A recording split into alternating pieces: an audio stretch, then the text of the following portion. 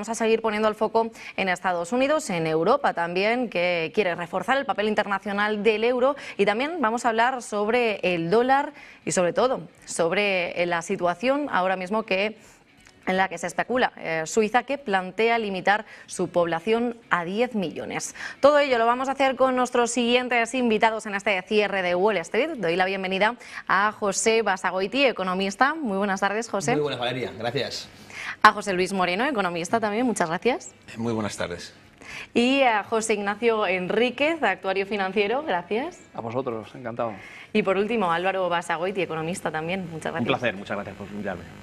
Bueno, pues si queréis, comenzamos poniendo el foco en Carney, el último mensaje que hemos escuchado por parte de Canadá, que impulsa esas conversaciones entre la Unión Europea y entre los bloques de Indo-Pacífico. Quieren pues crear esa alianza comercial que reduzca el impacto posible de los aranceles estadounidenses y también pues reducir pues esa dependencia con Estados Unidos. Empezamos por ti, si quieres, José Luis Moreno. ¿Crees que es viable esa alianza económica diseñada específicamente para neutralizar esos aranceles de Estados Unidos?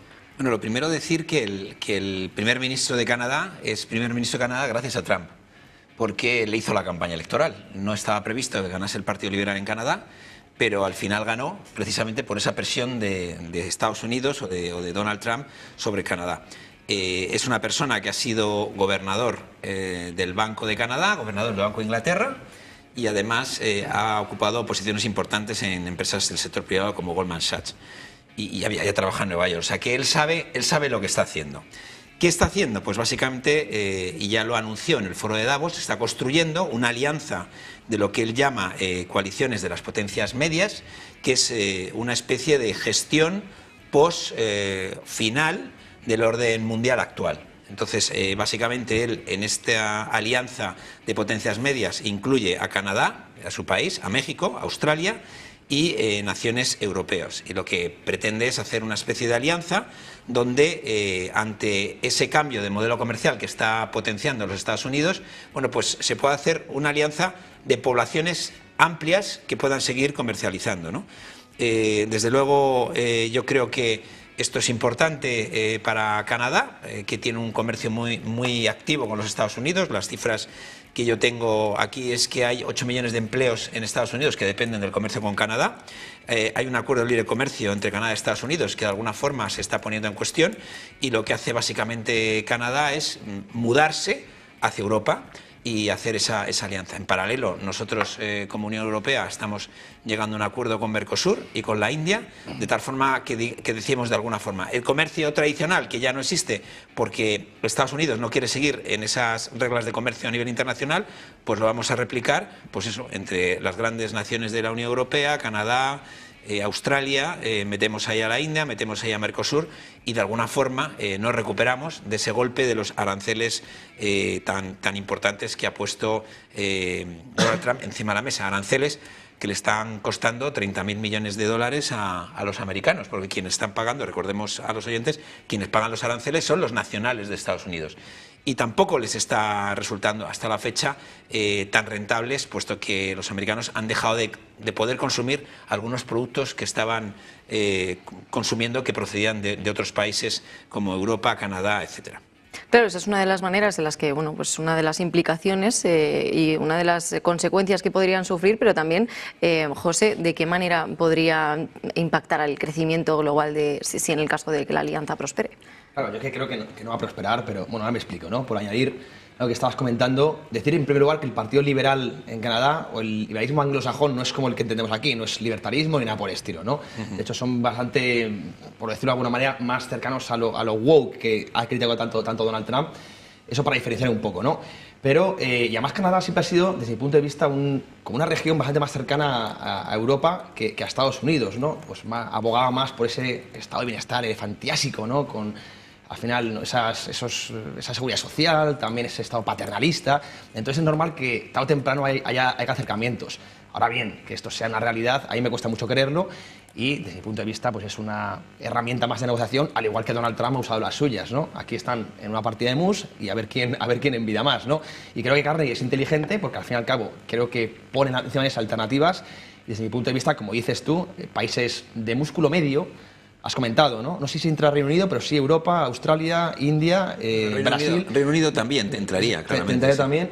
Y bueno, pues evidentemente sería una competencia, quitando a Rusia y a China, para Estados Unidos. Ahora bien, nos interesa ahora fragmentar el eje atlántico. Desde mi punto de vista, no. Al final Donald Trump va a estar 3 años más, entonces ya hacer ese tipo de innovaciones a muy largo plazo, cuando realmente esto puede cambiar muy temprano, incluso en las midterm, si Donald Trump al final consigue un resultado malo, que es lo que ahora mismo dan las encuestas.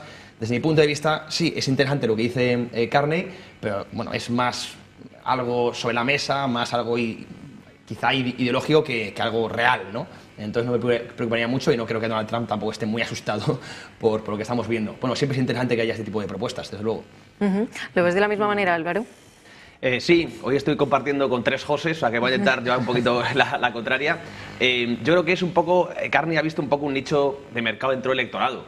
Trump crea mucha animadversión dentro de Canadá, es normal, venía diciendo que si era Estado 51, que unos aranceles a Canadá. Yo entiendo que los canadienses, una parte de los canadienses, sientan esa animadversión y por lo tanto pues quizás por ahí puede ganar algo de electorado, ¿no? El partido efectivamente liberal, progresista, que no tiene nada que ver con los partidos liberales como los argentinos, ¿no? Entonces, ha visto un nicho y creo que lo está haciendo bien. Es un poco como, no sé si os parece, como Pedro Sánchez aquí en España, que esa especie de campaña anti-Trump, lo hemos visto, o anti-Elon Musk, ¿no? También en redes sociales, pues quizás lo hace para unir un poco más a la izquierda y encontrar un poco de bloque unido, ¿no?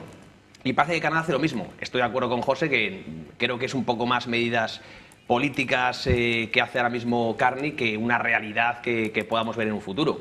Tiene sentido, porque obviamente no depender tanto de Estados Unidos, o sea, tiene sentido para Canadá, ¿no? Tiene sentido para Europa, que en Europa dependemos ahora mismo, por desgracia, ¿no? Por lo menos para mí, de Estados Unidos, y para Canadá también tendría cierto sentido no tener esa dependencia. Pero creo que no sé si va a prosperar mucho, ya veremos en los siguientes años, claro. De hecho, decía Carney que la mitad de los canadienses estaban a favor de unirse a la Unión Europea. Eso lo dijo literalmente. ¿A la Unión Europea a la Unión Europea. Algo que se lo sacó de la chistera, yo creo, porque me cuesta mucho creer ese dato, pero bueno, lo dijo. Y luego, perdona, hay un dato en temas de defensa muy importante, y es que los F-35 que tenía encargados Canadá para comprar a Estados Unidos anuló el pedido porque descubrió que para volar un F-35 con todas sus capacidades tiene que conseguir un código que es único y en el momento del despegue que dan desde Estados Unidos. Entonces se podría encontrar en la situación de tener una flota de F-35 de origen americano que, aunque despegasen, muchas de las capacidades que tenían tácticas esos aviones no se podrían utilizar, como por ejemplo el sistema antimisiles, con lo cual sería muy fácil de derribar, ¿no? Claro, y también con todo esto, ¿quién estaría ganando en el mercado si en el comercio mundial se fragmenta todavía más y bueno, pues continúan estas fricciones, José Ignacio? Pues bueno, yo por continuar el relato de lo que habéis comentado, que he estado escuchando con atención y la verdad que estoy de acuerdo con los tres, con los hermanos Basagoiti y con José Luis. Canadá es diferente a Estados Unidos. Yo recuerdo hace 20 años cuando vivía allí, tienes la parte francesa, que es Montreal, ¿no? El área de Quebec, que incluso intentaron ser independientes de Canadá, eran como los catalanes canadienses, que no tienen nada que ver, la mentalidad es francesa, no tiene nada que ver con la mentalidad norteamericana. Luego tienen Toronto, que Toronto sí es yankee, es otra cosa, ya hablan en inglés, el idioma oficial no es el... Y luego tienes Vancouver, que es la capital, que está ahí un poco en mitad de la nada, junto con algunos grupos indígenas, los iroquois y determinados, que todavía los tienen en reservas y los respetan que no veas. O sea, no es como los americanos que han pasado el rodillo y lo han convertido en un parque temático. Son colectivos que son intocables, ¿no? Entonces, la mentalidad canadiense es, digamos, más pro-europea, pero tiene una mezcolanza cultural impresionante. O sea, el 25% de la población es pues de distintos países del mundo. Es los que han demostrado tener una mayor capacidad para integrar inmigrantes en su estado natural y es difícil que esta medida que Carney, esta medida sensacionalista, yo creo que una cosa es que se dé este titular y otra cosa es que simplemente, yo si tuviera que hacer un pronóstico como lo que estamos obligados siempre a mojarnos, pues yo creo que de ahí a la implementación faltaría mucho tiempo y probablemente al final quede nada, porque Canadá es un país satélite de Estados Unidos, tiene un reflujo impresionante. O sea, yo iba de Montreal a Nueva York en autobús, tardaba 2 horas con los Greyhound, esos, los que salen, los autobuses estos metálicos, ¿no? de 8 ruedas, puedas, y es que no necesitas ni entregar el pasaporte, o sea, tienen una conexión total. Canadá depende, y el dólar canadiense está muy vinculado al dólar americano, y el orden de prelación es que Canadá depende a día de hoy de Estados Unidos, no Estados Unidos de Canadá, por mucho que Canadá sea, junto con Rusia, pues el país más grande del mundo de los recursos naturales. Al final, gran parte de su población pues son esos parques naturales y árboles del maple syrup y todo esto, pero a nivel económico, pues eso, aunque sea fea la frase de que puede ser el Estado 51 de la Unión, por peso específico, pues es que está en otro nivel, con lo cual yo creo que Canadá se pegaría un tiro en el pie si piensa que va a derivar todo el comercio que tiene con Estados Unidos hacia Europa. Y es un poco vamos a ver, el desarrollo, ¿no? Bueno, de momento todos creéis que este acuerdo se va a quedar en humo, ¿no? Bueno, yo creo que es, como antes ha dicho, es un momento de negociación, es un momento, no voy a llamar faroles, pero es un momento de faroles. Entonces, estamos incluso, si ahora recordamos lo que ha pasado este fin de semana en Múnich, pues también ha habido bastantes faroles. Es decir, al final todo el mundo intenta decir que tiene capacidad para ser independiente, y es verdad que al final quien sufre, que tú lo has comentado, es el atlantismo, ¿no? Al final, si no tenemos claro que realmente la solución es el atlantismo y no la fragmentación, pues tenemos un problema. Pero es verdad que ahora mismo la obsesión de Donald Trump es equilibrar el comercio internacional en el sentido de que ellos puedan recuperar parte de la producción que se ha ido fuera de su país, y que está dispuesto, también lo ha dicho el secretario de Estado Rubio, están dispuestos a hacer lo que sea con tal de recuperar esa parte de la producción que tradicionalmente estaba en la zona, el cinturón de hierro, ¿no? De toda la zona esta del cinturón del óxido, ¿no? De Ohio, etcétera, todo eso que se ha perdido,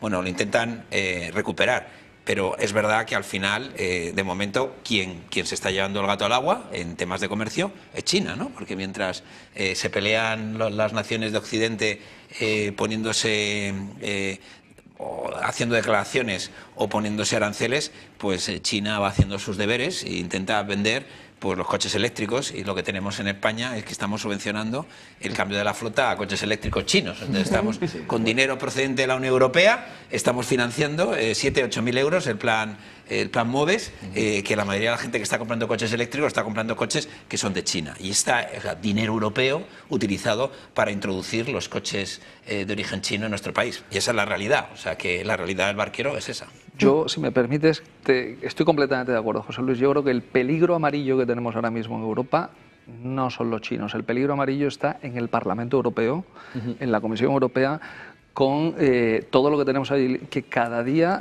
toman medidas de mayor calado legislativas que son un verdadero peligro amarillo. O sea, peor no se puede hacer. Porque los chinos han hecho sus deberes y entonces han adaptado su producción a la regulación europea. Entonces, en paneles solares, en ordenadores, en todo lo que ellos fabrican, ellos cumplen las normas de la Unión Europea. Pero la realidad es que no se hacen en la Unión Europea, se hacen fuera. No, y China que estaban ahí con superávit, o sea, estaba con récord de exportaciones. La gente creía que le iba a afectar las exportaciones, o sea, los aranceles, y bueno, sigue con un superávit tremendo, con récord de exportaciones, es decir, sigue haciendo su negocio como si no hubiera pasado nada. Y como comentamos, y estoy muy de acuerdo, el enemigo de Europa lo tenemos dentro, ¿eh? Ni China, ni Rusia, ni Estados Unidos. Realmente primero hay que barrer la casa y ya luego empezaremos a mirar fuera.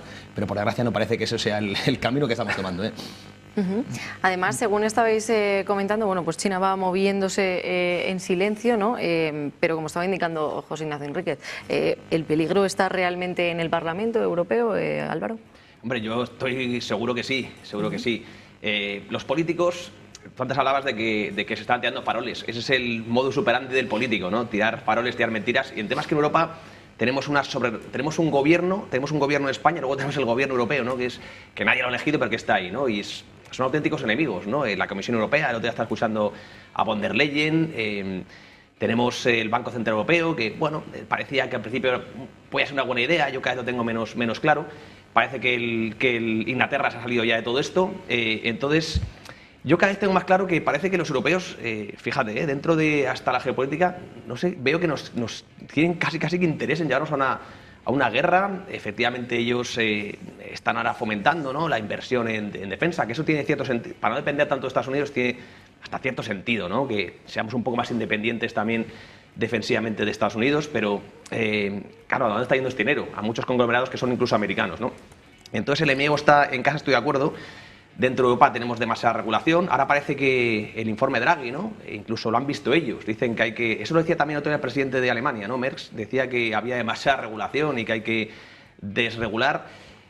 No son malas ideas, pero quizás ya sean ideas que llegan tarde, ¿no? Yo creo que Europa ahora tiene muy complicado el estar a la altura de Estados Unidos, por supuesto, incluso de China, y estamos viendo medidas, ¿no?, como la que están además implementando en Holanda. Creo que se aprueba en el Congreso y tiene que aprobarse en el Senado, todavía no está aprobada del todo, confirmadme si me equivoco, pero quieren implementar este tipo de medidas de gravar las ganancias no realizadas ahora a los inversores. Una serie de medidas que son un despropósito. Eso va contra el propio ahorrador. Entiendo que habrá fuga de capitales también en Holanda. Entiendo que esto va a llegar a España, por supuesto. Viendo cómo tenemos el agujero de las pensiones, van a tener que incrementar los ingresos fiscales y eso es saqueando al contribuyente. Entonces, nosotros como europeos ahora mismo, viendo un poco el futuro negro de Europa, tenemos que tomar medidas. Una medida es hacer las maletas y irnos a sitios un poco más laxos en este sentido, como Singapur, como puede ser Emiratos Árabes Unidos, o buscar una serie de inversiones que nos tengan un poco fuera del sistema, como por ejemplo puede ser el Bitcoin. Si quieres hablamos un poco luego más de inversiones. Pero sí, el enemigo está en casa, estoy de acuerdo, sí. Pues sí, enseguida vamos a hablar también de inversiones, del dólar, del euro, con el siguiente foco, pero vamos antes con una información de última hora. Atención, porque según acaba de publicar El Español, los mensajes de Koldo vinculan a Sánchez y a Begoña Gómez con la OMT y con Air Europa. El periódico del Español acaba de revelar, a través de los WhatsApp secretos de Koldo García, presuntos vínculos de Pedro Sánchez y su esposa Begoña Gómez con la OMT, Air Europa y con la República Dominicana. Según la información en poder de la UCO, Víctor de Aldama actuó como intermediario entre Moncloa, la OMT y Air Europa, mientras que asesores del entonces ministro Ábalos gestionaban trámites ministeriales para el secretario general de la OMT. La investigación judicial abierta en 2024 en el Juzgado de Instrucción número 41 de Madrid analiza el presunto tráfico de influencias, cesión de sedes y contratos vinculados a Wacalúa, el IEF Africa Center y la colaboración de la OMT. También se revisan pagos y rescates públicos relacionados con Air Europa, así como viajes oficiales a la República Dominicana. Actualmente la causa sigue abierta y con recursos pendientes en la audiencia provincial, mientras se continúa recopilando esa información sobre los contratos, sobre los correos y también sobre los desplazamientos de Begoña Gómez y su entorno. Antes de seguir con el vídeo, darme un segundo. Si queréis profundizar en lo que estamos analizando en este vídeo, os invito encarecidamente a descargaros nuestras guías, nuestros ensayos financieros en tradingpro.app. Aprenderéis sobre plomería, fontanería monetaria, también sobre criptos, blockchain, análisis de empresas, valoración de compañías, fiscalidad en la inversión y mucho más. Esto es perfecto además para complementar la educación, la información que vamos viendo en este canal. Ya me diréis qué os parecen, a ver si os gustan. Seguimos con el vídeo. Pues ahora sí, vamos, antes de poner el foco en el euro y el dólar, vamos a focalizarnos en Estados Unidos e Irán, la geopolítica en el precio del petróleo, ¿no? José Luis, las negociaciones que continúan pues de manera indirecta entre Estados Unidos y Irán, que vuelven al radar del mercado energético, ¿qué impacto podría tener en el acuerdo, un acuerdo con Irán sobre el precio del petróleo? Bueno, lo primero que tengo que decir es que estamos en una situación de un riesgo elevado bélico. Es decir, yo creo que estas negociaciones que están llevando a cabo, sobre todo en Omán y en Ginebra, van a ser las que van a desencadenar o un cierto acuerdo, que yo lo veo muy complicado, o va a haber un conflicto bélico. ¿Por qué digo que es complicado? Porque lo que está puesto encima de la mesa es que Irán renuncie a su arsenal balístico. Y precisamente Irán lo que no quiere es renunciar a ese arsenal balístico que de alguna forma le garantiza que ante un posible ataque, o bien de Estados Unidos, o bien de un tercer país, que ellos siempre piensan que puede ser Israel, pues se puedan defender como han hecho con no mucho éxito, pero por lo menos lo han intentado en los últimos meses.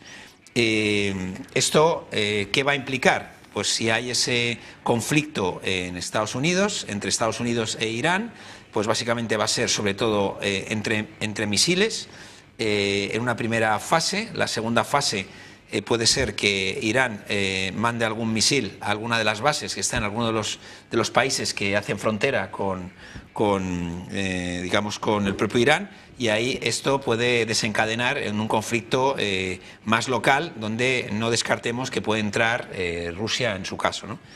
¿Esto cómo va a afectar al precio del petróleo y del crudo? Bueno, pues por un lado el precio actual del petróleo está entre los 67 y 68 dólares, puede bajar un poco hasta 55 o subir otro poco hasta 75, pero claramente lo que es el precio del petróleo en el medio plazo parece bastante estabilizado.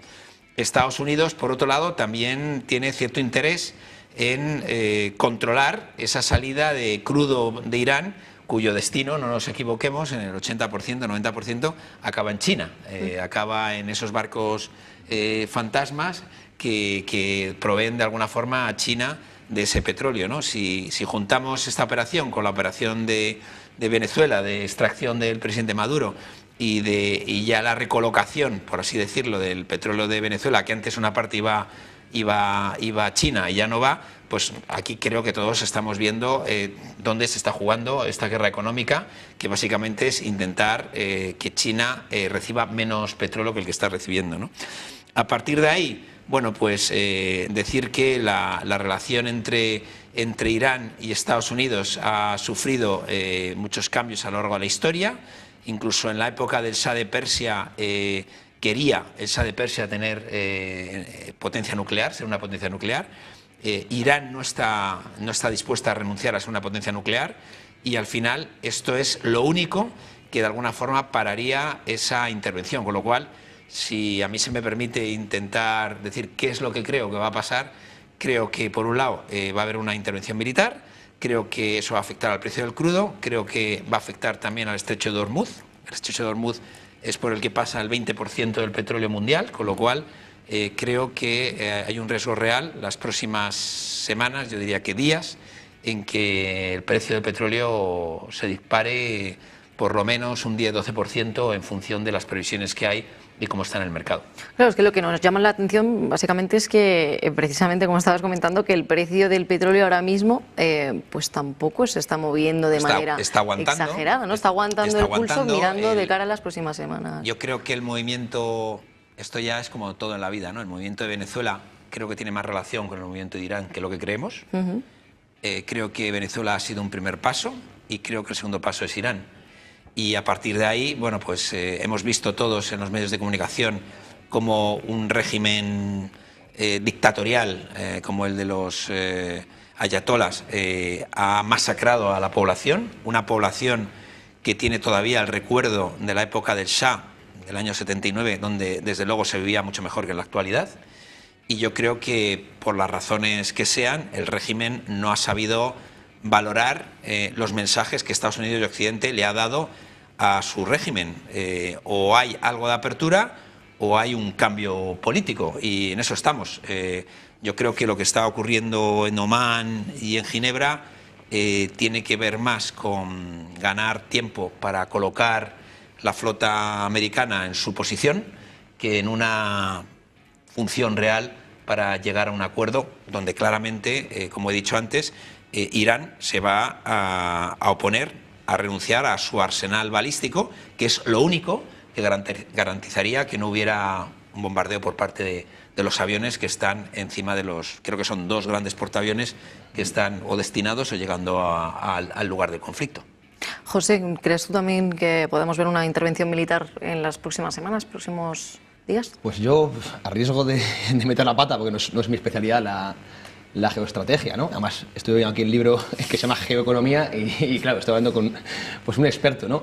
Pero a mí me extraña, espero que no, y toco madera en que esto no vaya a una guerra, porque yo me guío mucho por los incentivos económicos. Y ahora mismo, en primer lugar, no sé si Estados Unidos está preparado para ganar esta guerra. Al final son guerras a muchísimos kilómetros, un país muy descentralizado. Preguntan por Vietnam, ¿no? A ver si es sencillo en ese tipo de conflictos, son muy complicados. Y luego a nivel económico, no olvidemos que Donald Trump tiene en poquitos meses unas elecciones y tener bajo el precio del barril es fundamental para su agenda económica, que ahora, por cierto, no está muy holgada de popularidad, ¿no? Entonces, si el barril sube un 10-12%, está en los 62, hablando del West Texas, claro, nos iríamos a los 70, 75, claro, eso, el impacto en la inflación es muy fuerte, más o menos siempre se estipula que unos $10 de subida del barril impactan en un punto de IPC, ¿no? Es verdad que la tiene más o menos controlada, pero, oye, esto no casaría con esa política de querer bajar tipos de interés, ¿no? Y además para refinanciar la deuda, tiene unos roleos muy importantes en este año y el 2027. Entonces, creo que Donald Trump va a intentar jugar, sí que este no es mi campo, va a intentar jugar para ni entrar en conflicto ni tampoco darle lo que quiere a Irán, ¿no? Y ahí, insisto, no es mi especialidad, pero me extraña que permita Donald Trump esa subida tan fuerte del petróleo. Oye, me puedo equivocar y que se meta en ese berenjenal, pero eso sea una desgracia para todo el mundo porque al final es el input más importante que tenemos en la economía a día de hoy, en general, el petróleo y bueno, la energía, ¿no? Y bueno, pues con una inflación algo desanclada, desde mi punto de vista sería una muy mala noticia, ¿no? Insisto que además a nivel militar, y esto yo no sé si realmente Estados Unidos puede ganar esta guerra, ya me contestarás. Claro, mala noticia a nivel militar, pero también económico, como estabas resaltando, José. ¿Está preparado Estados Unidos para hacer frente pues, a esta situación? Hombre, yo tampoco soy experto militar, pero todos nos hemos formado y hemos tenido oportunidad de hablar con militares, tanto americanos como españoles. Estados Unidos es una potencia a nivel militar, número uno, pero con mucha diferencia a nivel tecnológico, y lo de la alternativa que mencionábamos antes del detalle, ¿no?, que apuntabas del F-35, que le pueden quitar el dispositivo, eso lo lleva haciendo toda la vida. O sea, los F-18 y los Harrier que comprábamos hace 30 años ya tenían eso, los puedes desconectar. Pero ¿qué alternativas tienes? Te compras el Pilatus, el Saab sueco, es que no tienes mucha, el Rafale francés. Yo pienso como Basagoiti, no veo ahora mismo a Estados Unidos yendo a una afrenta con Irán, no porque no pueda destrozar a Irán, que le puede ganar de largo, sino porque no le merece la pena. Hay que pensar en la utilidad. ¿Cuál ha sido la utilidad del conflicto con Ucrania? Bueno, pues que a Rusia le ha bajado un poco los humos, la ha puesto en el sitio, le ha pegado un pequeño cogotazo y la ha bajado 2 o 3 escalones del plano internacional. A Europa le ha hecho la guerra sucia en el sentido de que les ha tirado un hueso ahí para que se entretengan con la guerra de Ucrania, que nos ha llevado al plan REAP, a $1 billón de deuda, a marearnos y digamos, a despistarnos, ¿no?, lo que comentábamos antes del Parlamento Europeo, y la troupe de ineptos que están tomando cada día decisiones de mayor calado, digamos, una huida hacia adelante. Y ahora mismo, pues bueno, ellos cada cierto tiempo tienen la necesidad de renovar su arsenal militar, de darle salida, de ponerlo en práctica, de hacer, porque es toda una industria que hay que remozar. O sea, no es como pues cuando hablas con militares españoles te dicen que de los misiles que tienen en los barcos en rota y tal, pues que la mayoría dice, mira, mucho es que no sabemos ni si funciona, o llevamos tanto tiempo sin hacer maniobras reales, por lo que cuesta pegar un bombazo de un misil de estos maniobras, que cada misil vale €1 millón. Dices, es que no tenemos presupuesto para... Entonces, dicho lo cual, pues yo voy en la línea de decir, oye, ¿qué gana Estados Unidos metiéndose en una guerra con Irán? Que suba el precio del petróleo no le interesa, ahora mismo tienen el tema controlado y lo que van a hacer es, pues bueno, pues ahora ya vamos a despistar el foco, nos vamos a ir del tema en Europa, lo hemos dejado más o menos en la medida de lo que queríamos, una Europa acogotada, una Rusia pues un poco arrinconada en el plano internacional. Y ahora vamos a ir hacia Irán, que parece que están muy creciditos, y además le vamos a enseñar los dientes a China para que si hay cualquier incursión en el tema de Taiwán y la reclaman, pues hombre, que por lo menos sepan que tenemos algunos barcos allí y que tenemos algo que decir. Pero esa es un poco la política de Estados Unidos, que les ha ido muy bien en los últimos 30 o 40 años, una política basada en una diplomacia, no en el vamos a ponernos de acuerdo porque somos buenas personas y queremos llevarnos bien, vamos a ponernos de acuerdo porque es que como yo me enfade contigo, tengo la capacidad de destrozar tu economía, de quitar al presidente. Entonces, esa forma de entender la diplomacia es la que requiere de contundencia. Entonces, no puedes ir de farol, no puedes ir a Irán de farol con un barquito, tú tienes que hacer un desplazamiento efectivo y que al ayatolá de turno pues lo ponga en solfa. Pero yo voy en la línea que apuntaba Basagoiti, de que veo difícil que Estados Unidos nos despierte dentro de unas semanas con un conflicto internacional y tengamos otra operación, porque las midterms están a la vuelta de la esquina. Claro, efectivamente, y además también a Trump ya nos ha dejado claro en numerosas ocasiones que no le gustan los faroles, ¿no?, que actúa y que responde inmediatamente. ¿Qué sectores se verían afectados y cuáles ganarían y perderían en el caso de que viéramos ese movimiento, como apuntaba José Luis, del crudo, Álvaro? Sí, a ver, yo estoy un poco con la opinión también suya. Luego te hago una pregunta a ti, José Luis, interesante que tengo, pero efectivamente creo que el evento más importante para Trump del año son las midterms, que son en noviembre, creo que son el día 3 de noviembre, ¿no? Entonces, yo creo que él va a intentar tener tanto las bolsas en máximos o cerca de máximos, porque en mucha parte de su electorado invierte, no es como aquí en España, que no invierte en bolsa nadie, ¿no? Y también el petróleo abajo. Él ha dicho que quiere un petróleo en $53. Fíjate, lo ha dicho él, palabra suya, ¿no? Entonces, claro, si sube el petróleo, tú has dicho, incluso se puede ir a los $100. ¿Quién sabe, no? Cuánto puede subir el petróleo si se mete en un conflicto con Irán. Entonces, yo no veo que le interese, por lo menos a corto plazo, ¿no? Antes de estas midterms, que no queda nada, ¿no? Para esto, ¿no? Entonces no veo tampoco los incentivos. Puede ser que sí, ¿no? Hace poco yo hablaba con un compañero que es mucho más experto que yo y no sé si seguramente menos que vosotros, y yo estuve invertido en petróleo largo porque pensaba que podía haber una intervención. Luego ya he salido de la posición porque veo que quizás se están calmando un poquito las aguas. Entonces yo te pregunto, ¿tú estás ahora mismo invertido en petróleo teniendo un poco más o menos claro que puede haber una intervención en los siguientes días o no? Yo creo que el petróleo a corto plazo y a medio plazo es una buena inversión, claramente, sí, ¿no? Punto vale. Primero. Y segundo, nadie pensaba hace unas semanas que un equipo de extracción de los SEALs americanos cogieran a un presidente de una nación de Latinoamérica y lo llevasen a Estados Unidos. Sí. No, sí, desde luego.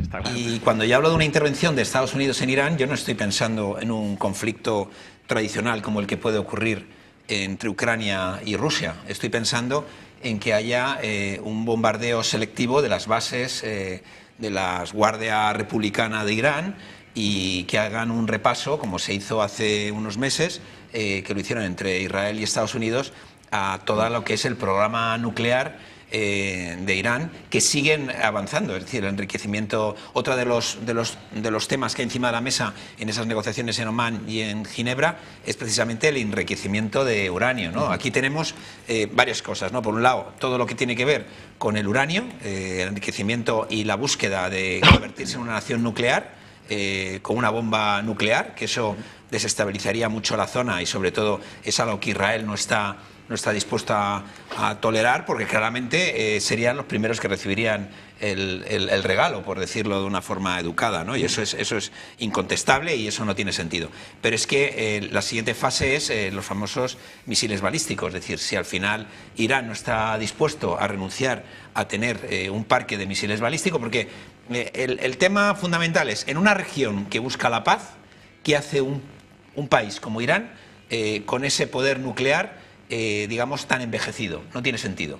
Y luego, es verdad, si lo vemos, que todo el trabajo que ha estado haciendo, por decirlo finamente, Irán con los proxies, con todos los países, que ha estado básicamente financiando el terrorismo de la zona, sea Siria o sea Líbano o vamos, hasta los hutus, desde al final tienen, pues bueno, pues eso es un factor de desestabilización.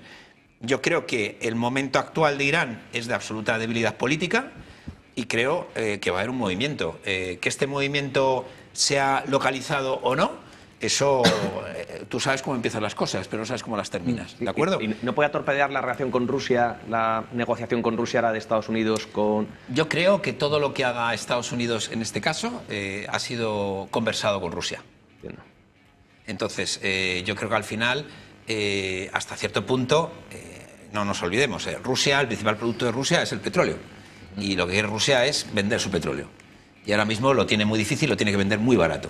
Y en flotas fantasma y con sus complicaciones. Entonces, en el sentido de que si hay un conflicto, esa es mi visión, ¿no? Si hay un conflicto en Irán que afecta a su producción de petróleo, ¿quiénes van a salir ganando? Pues los otros países que producen petróleo, punto primero. Y segundo, ¿quién va a salir perdiendo?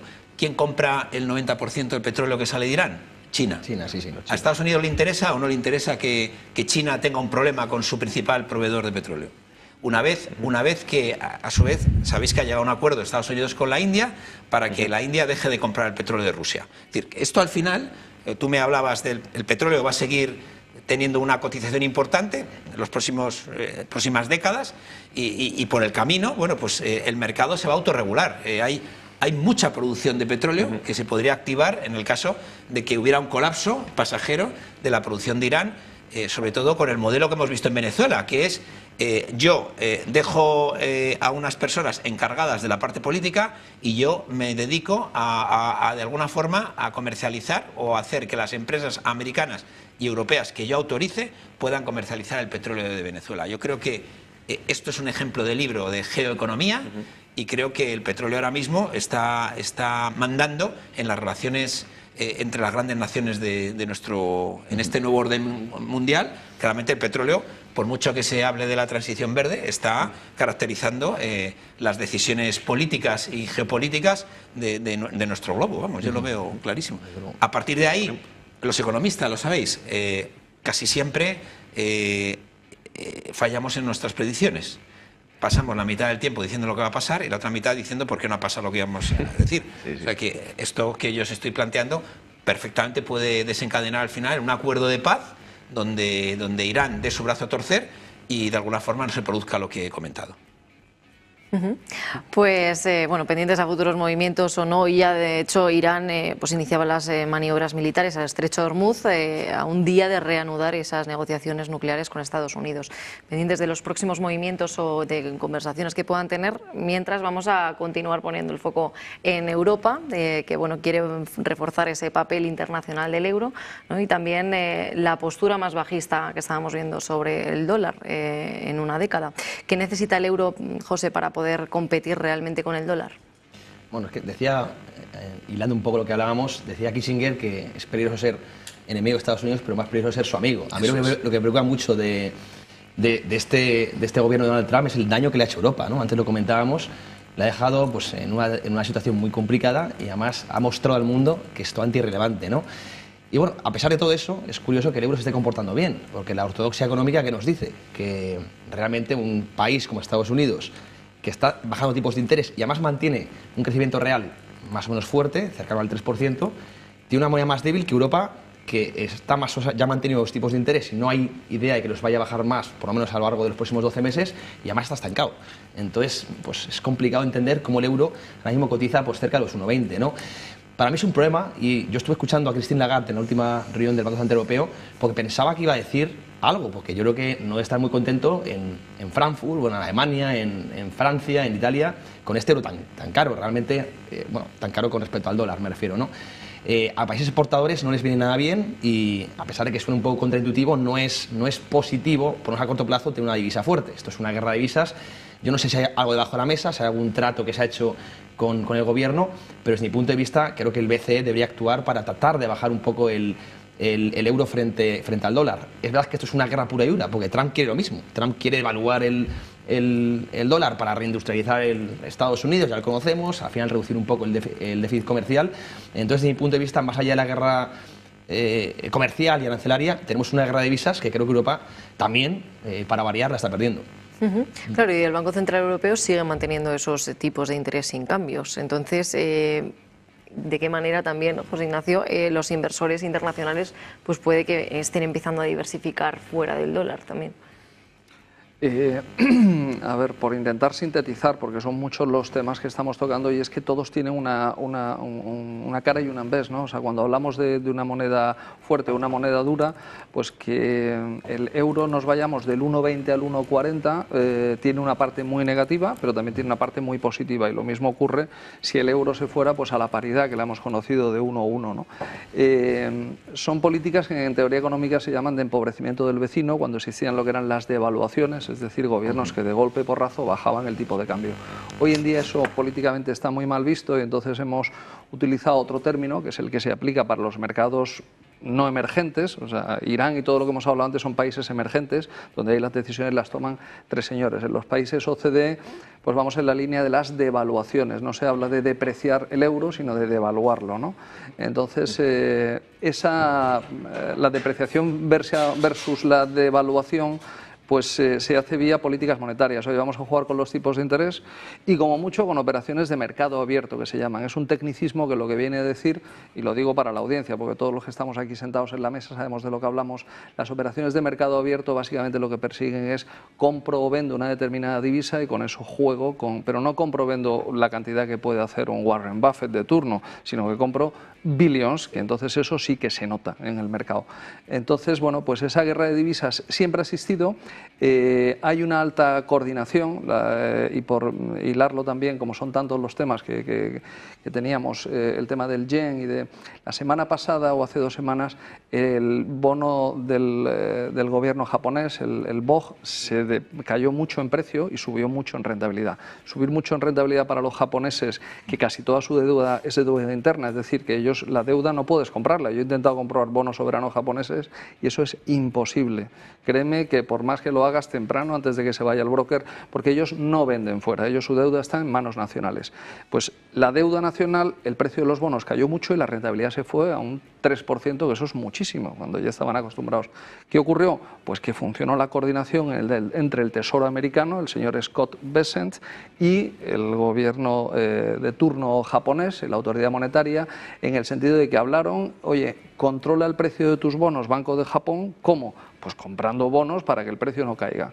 Problema que tiene eso, que cuando tú sales a comprar bonos tienes que comprar papelitos pagando con yenes. Eso hace que el yen se devalúe. Entonces le dijeron los americanos, no te preocupes, encárgate tú de los bonos, que yo me encargo de los yenes porque voy a comprar yenes para compensar. Entonces, son tantas las variables que cuando te pones a invertir, y yo no hablo ahora de geopolítica, ¿no?, sino que quiero aterrizar un poco la nave a nivel de bolsillo. Al final tienes que utilizar el sentido común, por supuesto que las variables es importante tenerlas, pero al final lo que se impone es el sentido común. Es decir, cuando un país va bien, su divisa acaba siendo fuerte, aunque el gobierno de turno quiera una divisa barata. ¿Por qué? Pues porque hay una cosa que son las economías domésticas y los agentes económicos, que no somos idiotas y sabes que cuando tú apuestas por el dólar de Singapur o el franco suizo, aunque los tipos de interés sean bajos, la moneda es defensiva y es segura. Y aunque te ofrezcan pues un 14% liras turcas por el bono nacional turco, pues tú sabes que las liras turcas pues van a seguir depreciándose o devaluándose, según lo haga la autoridad monetaria, ¿no? Y es un poco en lo que estamos. Álvaro, ¿por qué el yen sigue siendo clave para la liquidez global? A ver, yo siempre digo que ahora mismo, yo sigo siendo todavía, creo que esto es la narrativa contra la narrativa, pero sigo siendo alcista todavía en las bolsas americanas. Luego si quieres explico el porqué. Pero hay un catalizador que puede ser muy grave, ¿no?, y que puede provocar un crash, que es el fin del carry trade japonés. Esto es importantísimo. Yo así creo que por mucho que Donald Trump hable, y al final la administración Trump y el propio Scott Bessent, que este es perro viejo, ya sabe de lo que habla, creo que va a saber negociar con el Banco de Japón, con la nueva primera ministra, que además hay muy buena relación entre Sanada Takaichi creo que se llama, sí. No sé si lo he dicho bien, creo que sí, y la administración Trump, ¿no? Entonces creo que van a mitigar los posibles daños de este, se habla tanto, ¿no?, del fin del carry trade japonés, cómo puede desembocar una venta masiva de activos de riesgo que afecta también a las criptomonedas, obviamente a las acciones tecnológicas, y provocar un crash tremendo en la bolsa. Esto es uno de los catalizadores.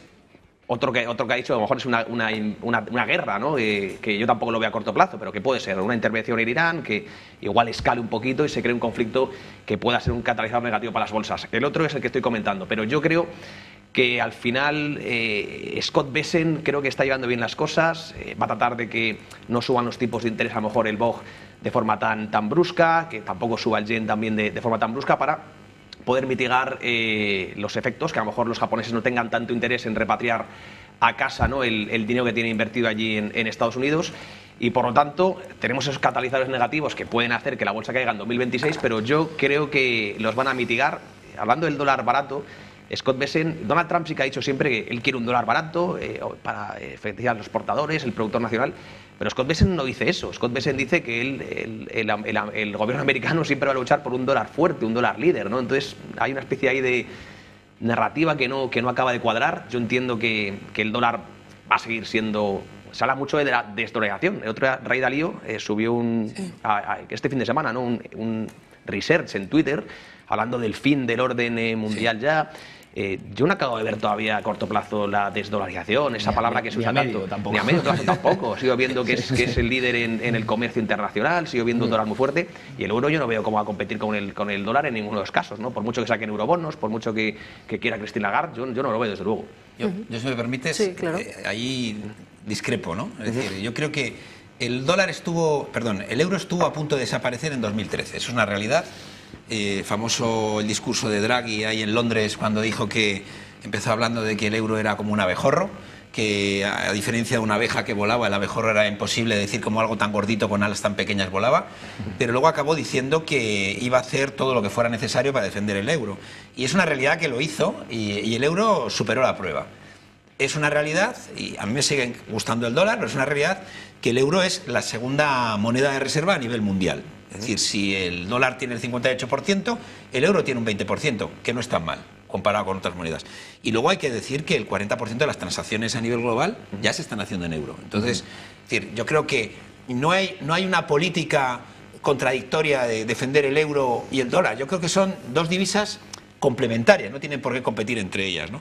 Y luego es verdad que estas líneas repo de liquidez que el Banco Central Europeo está anunciando para otros bancos centrales de operaciones en euro, pues es una operación también muy interesante, sobre todo si lo haces con bancos centrales solventes. No cualquier banco central va a tener acceso a estas líneas, ¿no? Pero veremos el volumen que tienen, ¿eh? Desde mi punto de vista será muy bajo comparado con las de la FEDER, ¿eh? Clarísimo. Y luego, o sea, termino, es decir, la emisión de deuda conjunta, yo creo que eso también puede ayudar. Luego, la unión de mercados de capitales, que lleva mucho tiempo escuchando esto y a ver si se concreta.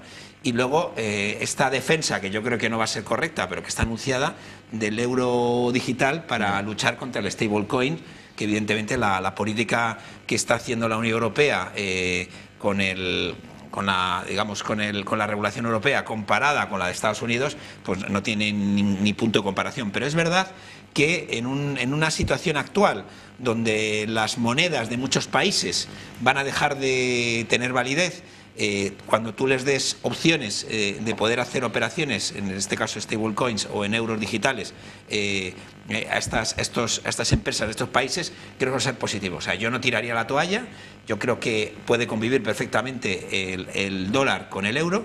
Con respecto a los tipos de cambio, pues efectivamente pues tendrá que haber un ajuste, pero si por un lado Estados Unidos está cortando las relaciones comerciales con Europa, eso también implica que tú vas a necesitar menos transacciones en dólares, ¿no? Es decir, al final yo sí que creo que estamos en un cambio de era, ¿sabes? O sea, no creo que esto que se comenta de que el orden mundial se está perdiendo, es que yo creo que ya está perdido. Entonces, muchas de las cosas que están ocurriendo no las entendemos. Esto ya lo decía Ortega y Gasset, ¿no? Decía que a veces cuando no sabes lo que te pasa, eso es precisamente lo que te pasa, que no sabes lo que te pasa. Entonces, yo creo que estamos en esa situación. No entendemos muchas de las cosas que nos están pasando.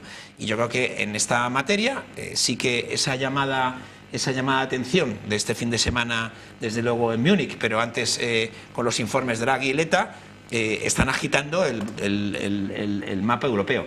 Que hay mucha gente crítica, correcto. Que yo creo que tenemos la última oportunidad, correcto. Que gracias a Trump vamos a hacer algo, que si no, no habríamos hecho nada, correcto. Que lo estamos haciendo mucho más lento que lo que teníamos que hacer. Bueno, como lo hacen los europeos, que lo hacen siempre por consenso, por lento, y por eso habla lo de la doble velocidad. Pero lo que digo, es decir, yo creo que el euro va a dar su batalla, la está dando. El euro, para algunos inversores el euro no es importante, pero si tú te pones el gorro de otros países y piensas que eres un inversor, por ejemplo, de la India, pues prefieres hacer la inversión en euros que en rupias. Hombre, sí. Entonces, esto es lo que tenemos que ver, ¿no? Y yo creo que en ningún caso la moneda china va a ser un competidor del dólar, eso lo tengo clarísimo, vamos. O sea, porque la libertad que te da el dólar americano no te la da el resto de monedas del mundo, ¿no? Y la fiabilidad. Es como el oro. Sí, sí. José Luis, tú apoyas ese cambio de era, pero me ha parecido ver que, José, tú estabas además apoyando a tu hermano Álvaro, ¿no? Que, bueno, no, a ver, vamos no, hacia... o sea, Entiendo que son compatibles el euro y el dólar, pero más allá de la Reserva Federal o el Banco Central Europeo, hay que entender que el dólar tiene una arquitectura financiera que se conoce como el sistema euro-dólar. De hecho, 9 de cada 10 dólares están fuera de Estados Unidos y fuera de la regulación de la Reserva Federal y del Tesoro. Eso es. Se crean contra colateral, la banca en la sombra, en Europa, en Asia. Y bueno, pues... En China. En China, en Hong Kong, en todas estas tipologías financieras. Y claro, toda esa arquitectura es muy complicada de desmantelar. Es una economía de red, es como el inglés. El inglés no se puede dejar de hablar de un día para otro, ¿no? El dólar. Entonces, yo creo que le queda tanto. Y bueno, luego cuando ves un exportador brasileño hacer negocios con uno en Singapur, siempre liquidan en dólares, ¿no? Ni en oro, ni en euros, y están ahí. Y cuando vas a Tanzania, Argentina, ¿qué divisa usa la población? Usan los dólares. Irán. El problema que tiene ahora mismo Irán, entre otras cosas, es que yo creo que ahora mismo el cambio de $1 es con 1 millón de la moneda de Irán. Es decir, no vale nada la moneda. Por eso te digo, pero que incluso en Irán se comercia con dólares, no con euros. Y además es descentralizado, es decir, es una divisa fiat que se ha utilizado de forma descentralizada, que eso es la maravilla del dólar, que no es que el Estado, un pensamiento más chartalista, esté obligando a pagar impuestos en esa divisa, no, lo han cogido simplemente para comerciar, y ese es el mérito del dólar, de haber conseguido ganar esa confianza que no se va a perder de un día para otro. Entonces yo discrepo un poco con Dalío, a pesar de que tengo mucho respeto. Pues ya somos dos, porque fíjate, yo te estaba escuchando y yo creo que a todos nos ha pasado, cuando viajas por el mundo y te sales fuera de las fronteras, digamos, de la Unión Europea, ¿no? De esta zona de confort, donde si te pasa cualquier cosa es como estar en casa, ¿no? Y esa es una de las grandezas del euro, que nos ha permitido viajar por Europa sin tener que ir cambiando y perdiendo capacidad adquisitiva en cada cambio. Pero cuando te vas y viajas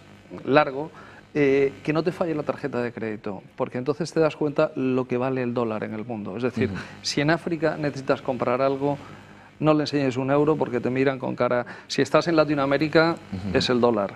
Si estás en Asia, que he tenido ocasión de estar en el continente asiático, pues eso, olvídate de pagar con euros, porque te miran y te sonríen, como diciendo, sí, sabemos dónde está Europa, pero yo ese papelito... Entonces, a nivel transaccional, es el dólar y no hay más. Entonces es como el inglés, que a lo mejor algún día acabamos hablando todos el esperanto y se inventa una moneda nueva, pero de momento es lo que tenemos. Y luego, a nivel de, digamos, de los que marcan un poco la tendencia, el drift que dicen los americanos, la tendencia inversora, que no es el señor, la economía de a pie de la India o de China, que tienen una renta muy... sino los grandes inversores.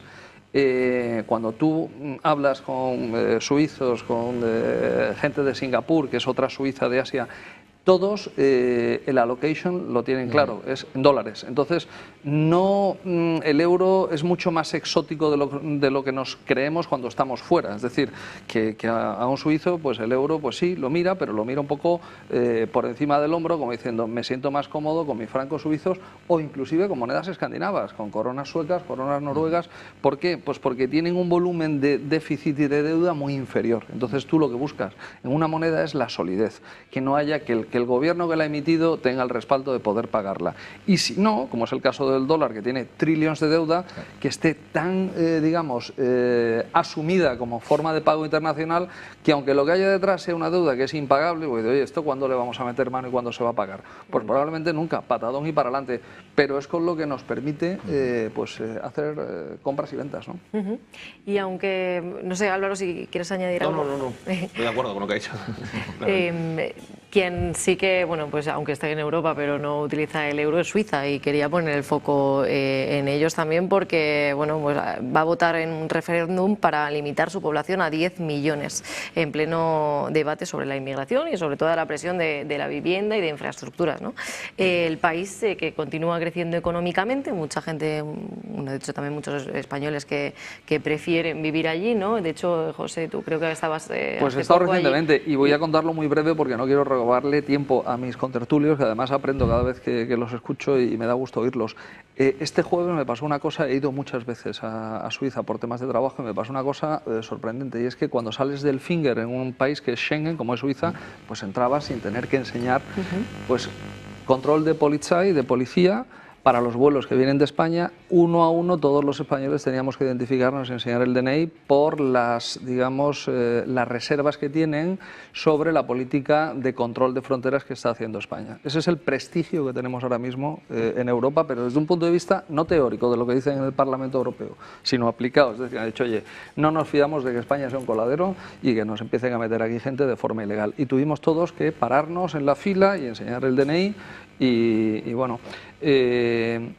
Suiza es un país que no quiere superar los 10 millones porque tiene un determinado tamaño, una masa crítica, y todo lo que sea incrementarlo de una forma excesiva, pues puede causarles problemas. Y como además allí no se le da la libertad al gobierno durante 4 años de hacer lo que quiera, aunque tenga mayoría parlamentaria, sino que hay determinados temas que se consideran que son tan trascendentes y tan importantes que se le consultan. Es decir, yo le doy a usted, Pedro Sánchez o Feijóo, la posibilidad de que sea presidente 4 años con mayoría absoluta, pero hay temas que son tan importantes que lo vamos a votar en referéndum, y se votan en referéndum, y además cada 3 o 4 meses hay algún referéndum para temas importantes, y este es uno de ellos, de los que se va a llevar, donde casi seguro que van a poner limitaciones sobre no exceder esos 10 millones, y donde en cada uno de esos referéndums, pues la verdad que te das cuenta de lo que es la sapiencia de un pueblo basado en el esfuerzo y el sacrificio. Hubo un referéndum hace no mucho, hace 6 meses, que era para incrementar las prestaciones sociales y las pensiones y las prestaciones a los suizos, es decir, para que el gobierno pagara más prestaciones sociales, y sorprendentemente dijeron nein en alemán, dijeron no, es decir, no queremos que se suban las prestaciones sociales porque eso supone tener mayor deuda. Estamos en las antípodas. Aquí cada vez que aumenta el salario mínimo interprofesional, aunque sea por supuesto sin contar con la patronal, porque estos no tienen ni derecho a hablar, aquí nos congratulamos de que cuanto más cobremos, pues mejor. Entonces, pero bueno, eso al final, ¿cómo se paga? Entonces, ese ejercicio de responsabilidad, pues la verdad que entristece, ¿no? Verlo. Si me permites, o sea, Suiza es un país diferente. Es un país que tiene 9 millones de habitantes, el 27% son extranjeros, es decir, no votan. Y además, tradicionalmente, ha sido un país neutral, donde bueno, la banca ha tenido un secreto bancario gestionado, pero que digamos que dentro de lo que es el contexto europeo es un país diferente al resto, ¿no? El Partido Popular suizo es el que está presentando esta iniciativa, que es una iniciativa popular para poner el tope en 10 millones de habitantes con una serie de regulación diciendo qué es lo que ocurre si crece o no crece. Eso está como muy bien articulado, y hay una votación el 14 de junio, ¿no? Y esto se llama públicamente Iniciativa de Sostenibilidad. 14 de abril, creo que has dicho 14 junio. Y es, junio, es 14 de abril, yo tenía 14 de junio, pero puede ser 14. Nada, es un mesecito. Pues el 14 de abril. Entonces, como siempre que se plantea un tema de este tipo, tiene cosas a favor y cosas en contra. ¿Cuáles son los argumentos a favor? Pues que ya no caben más. Es decir, es que tenemos las carreteras saturadas, transporte público al límite, escuelas y hospitales saturados, crisis de vivienda, pensiones, presión ecológica. Es un país muy montañoso donde ya no cabe más gente, y temas de seguridad. ¿Cuáles son los temas negativos? Pues el daño económico, el envejecimiento que tiene ya también la sociedad suiza, que entonces no se puede neutralizar con la incorporación de talento joven. Los acuerdos con la Unión Europea, es decir, porque los principales perjudicados de esta norma seríamos los europeos. Claro, lo digo también, pero que lo sepamos, seríamos nosotros. Es decir, quienes no podríamos entrar en Suiza a vivir seríamos los españoles, los franceses, los italianos. A mí, una regulación de un país en el que tengo tantos amigos y compañeros trabajando que no me va a dejar entrar, a principio, desde mi posición, no me parece buena, ¿no? Sobre todo porque ellos sí pueden venir a mi país, ¿no? Y luego, no nos olvidemos, siempre en este tipo de referéndum está la posible utilización de la xenofobia, ¿no? Es decir, no, es que los que vienen de Italia, los que vienen de España, los que solamente vienen a aprovecharse de las carreteras, solo vienen a aprovecharse, es decir, los mismos argumentos que vemos en todo el mundo, ¿no? Vamos a ver qué ocurre en el referéndum. Es un referéndum, es decir, lo que decían los ciudadanos, bien decidido está, pero Suiza, que es un país pequeño, si piensa que va a poder tener un peso en la escena mundial cortando el flujo de ciudadanos europeos en su país, de una forma con cierta xenofobia, porque al final el problema, tú no entras en ese país porque has nacido en España, no nos equivoquemos, no, sí. Ni porque tienes una carrera ni otra. Entonces, a mí en principio me parece un poco que nos estamos volviendo locos en Occidente, ¿no? Ellos no, José Luis, y aquí tengo que discrepar porque es que he estado 10 años allí viviendo. Bueno, y creo que tú también has vivido y conoces aquello. Es una inmigración selectiva, es decir, no hay xenofobia, todo el mundo es bienvenido. Lo que pasa es que quieren personas que vengan al país, que se integren verdaderamente, que hablen el idioma, que aprendan el idioma y que vengan a trabajar. Y si esa persona aporta a la economía, es bienvenido y además tiene un plan de carrera que llega a situarse. Para lo que no hay sitio es para el que delinque, para el tramposo, para el que viene. Entonces, es un país que está basado en la buena fe, en pues en un civismo que ya quisiéramos aquí. Y yo me voy a adelantar a dar un pronóstico, a riesgo de equivocarme, que luego uno queda muy ridículo. Estoy absolutamente convencido que van a decir no, porque no quieren una inmigración masiva de puertas abiertas, de que cuantos más vengan, mejor. No, esto tiene que ser un proceso ordenado. Y además lo hemos visto en Canadá, por ejemplo. Canadá tiene un 25% de la población también extranjera. Aquello es que te encuentras de todas las nacionalidades. Yo estaba ahí en la universidad y aquello era un campus, era una universidad pública, que era verdaderamente multiculti, ¿no?, como decimos aquí. Entonces, son modelos de inmigración basadas en ser selectivos, vamos a coger, pero vamos a coger de verdad. Usted se registra en la Gemeinde y se le invita. Es una cosa paradójica, te invitan hasta un café y un croissant por la mañana para preguntarte qué tal después de 2 meses de aquí. Entonces, estamos en las antípodas. Yo creo que el camino es ese, el camino es optar puertas abiertas, que todo el mundo se vean acogido, pero de una forma regulada, legal y que sean personas que vengan a aportar, que no vengan a destrozar lo que ha costado, pues eso, mucho tiempo. Entonces, bueno, pues comparado con la última noticia que vimos, que yo pasé vergüenza del 500.000 de legalización así, de puertas abiertas y tal, pues claro, ¿qué querríamos todos? ¿500.000? No, que vengan 5 millones o que vengan 50 millones, todo el mundo, venga, vamos a comparar. Pero es que si caemos en esa demagogia, pues lo que estamos haciendo es pues cargarnos el sistema más elemental de protección social que tenemos, que es la de los mayores, la de los niños, en fin. Entonces yo creo que lo que no tienen es demagogia, o sea, le llaman a las cosas por su nombre y no es un país xenófobo, es un país al contrario. Yo creo que acogen a todos, no es un país elitista, no es un país selectivo. Para mí han sido un modelo de integración. Y creo que tú conoces Suiza también, ¿no, Valeria? Sí, yo estuve viviendo también allí y, bueno, es lo que veo también, que el deseo de irse de España a Suiza por ganar más, por quedarse, por tener mejor calidad de vida, aunque la calidad que tenemos aquí en España, pues bueno. Es muy buena también. José, Álvaro, no os quiero dejar con la palabra, nos vamos de tiempo, así que muy breve si queréis añadir algo sobre la situación con Suiza, sobre todo también pues si hay una señal de riesgo, estabilidad en el inversor. Yo sé una cosa, dices que puertas abiertas, pero claro, si ponen un tope de 10 millones, a lo mejor hay gente que quiere aportar, no quiere delinquir, pero que no entra, ¿no? Pero sacarás gente. Sacarás gente, claro, pero si hay un tope de 10 millones llega a un punto que no cabe más gente, que tiene sentido porque es un país montañoso, no se puede construir, yo eso lo entiendo, pero me parece algo liberticida a mí la medida, ya veremos qué sale. Puede haber gente que quiere ahí aportar y no quepa, ¿no? Entonces, ¿qué hacemos con esa gente? Bueno, pues eso ya lo veremos. Problema de otro, ¿no? Sí, venga, por nosotros, sí. No, yo que es una envidia todo lo que hace Suiza para mí, lo veo con gran envidia. Y hablas un detalle, ellos votaron que no al salario mínimo interprofesional, que, es decir, lo tienen en cero. Exacto, y mira cómo van, mira cómo funciona. Y despido libre, como los americanos. Allí es de una semana para otra, dicen, oye, ya la semana que viene no vengas. Y no pasa nada. Sí. Bueno, pues José Basagoiti, economista, muchísimas gracias por acompañarnos una vez más. José Luis Moreno, economista. José Ignacio Enríquez, actuario financiero. Y Álvaro Basagoiti, economista, muchísimas gracias una vez más en esta tertulia del cierre de Wall Street sin cierre. Gracias, de verdad. Pues nosotros que nos vamos con una información de última hora. Cómo está el entorno geopolítico, el entorno macro, son momentos históricos. Si queréis aprovechar para sacar rendimiento, os invito a conocer nuestro servicio de membresía, un servicio donde enseñamos a desarrollar el asset allocation, construir portfolios, también el perfil de inversor, por supuesto analizar empresas, analizar gráficos, el ciclo económico, es muy completo. ¿Queréis probarlo unos días gratis sin compromiso? Bueno, solo tenéis que escribir al WhatsApp que aparece en la empresa, poner prueba de membresía y estaremos encantados de invitaros a ver qué os parece. Seguimos con el vídeo. Inversión, bolsa, criptomonedas. Te contamos la actualidad que mueve los mercados.